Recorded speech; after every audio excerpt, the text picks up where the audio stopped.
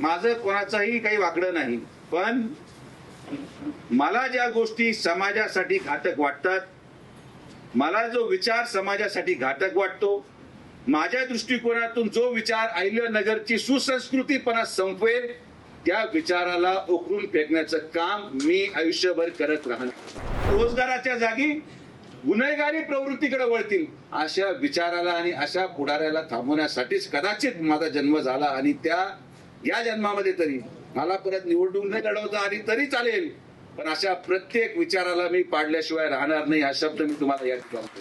या जिल्ह्याच्या निवडून दिलेल्या खासदाराच्या भाषणामध्ये ते सांगायचं की विधानसभेनंतर या जिल्ह्याचा जिल्हाधिकारी आणि एसपी माझ्या घरी सकाळी येऊन मला सल्यूट मारणार, हे मला सलाम ठोकतील. तुम्ही पुढेच पोहोचणार नाही. जोपर्यंत मी आहे ना तुम्हाला लाल दिवा नशीब होणार आणि आहे ते पण निघून जाणार हा शब्द पण तुम्हाला या ठिकाणी देतो. आणि मी तुम्हाला आवर्जून सांगतो की माझा कोणाशी शत्रुता नाही, ना मी कुठल्या आमदाराचा शत्रू आहे ना मी कुठल्या खासदाराचा शत्रू. माझं कोणाचाही काही वाकडं नाही, पण मला ज्या गोष्टी समाजासाठी घातक वाटतात, मला जो विचार समाजासाठी घातक वाटतो, माझ्या दृष्टिकोनातून जो विचार अहिल्यानगरची सुसंस्कृतीपणा संपवेल त्या विचाराला उकरून फेकण्याचं काम मी आयुष्यभर करत राहणार. एवढंच माझं काम राहिलं की मला जर वाटलं की हा व्यक्ती या जिल्ह्यासाठी योग्य नाही, या व्यक्ती आल्याने आपल्या माता भगिनींची सुरक्षितता खराब हो, हा व्यक्ती आल्याने आपले लोक बेरोजगार होतील, हा व्यक्ती आल्याने आपले तरुण मुलं रोजगाराच्या जागी गुन्हेगारी प्रवृत्तीकडे वळतील अशा विचाराला आणि अशा पुढाऱ्याला थांबवण्यासाठीच कदाचित माझा जन्म झाला आणि या जन्मामध्ये तरी मला परत निवडणूक नाही लढवता आली तरी चालेल, पण अशा प्रत्येक विचाराला मी पाडल्याशिवाय राहणार नाही हा शब्द मी तुम्हाला या ठिकाणी. कारण की राजकारणामध्ये हा समतोल कायम राहिला पाहिजे. हा सामाजिक समतोल टिकला तर जिल्हा टिकेल, हा सामाजिक विचार टिकला तर जिल्हा टिकेल.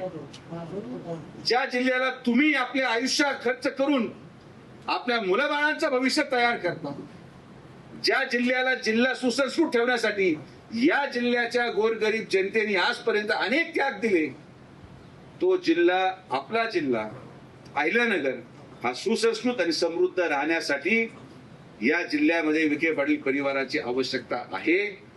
आणि तीच भूमिका कैलासवासी बाळासाहेब विखे पाटलांनी पार पाडली, तीच भूमिका आमदार राधाकृष्ण विखे पाटीलांनी पार पाडली आणि तीच भूमिका डॉक्टर सुजय विखे देखील पार पडत आहे. या पलीकडे कुठलाही स्वार्थ आमच्या परिवाराने कधी ठेवला नाही.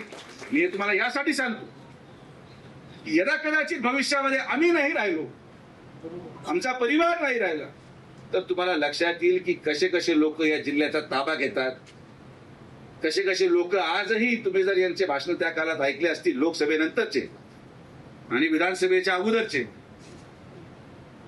तर तुम्ही किंवा या जिल्ह्याच्या निवडून दिलेल्या खासदाराच्या भाषणामध्ये ते सांगायचं की विधानसभेनंतर या जिल्ह्याचा जिल्हाधिकारी आणि एसपी माझ्या घरी सकाळी येऊन मला सल्यूट मारणार, हे मला सलाम ठोकतील. याच जिल्ह्यामध्ये असलेले आमदार परवा एका भाषणामध्ये बोलले की मला एकदा गृहमंत्री करा, मग एकाकडे पाहतो. तुम्ही पुढेच पोहोचणार नाही. जोपर्यंत मी आहे ना तुम्हाला लाल दिवा नशीब होणार आणि आहे ते पण निघून जाणार हा शब्द पण तुम्हाला या ठिकाणी देतो. कारण की अशा प्रकारची मजबुरी, अशा प्रकारचं धाडस आणि अशा प्रकारचे विचार या जिल्ह्यामधून मी उकरून फेकणार.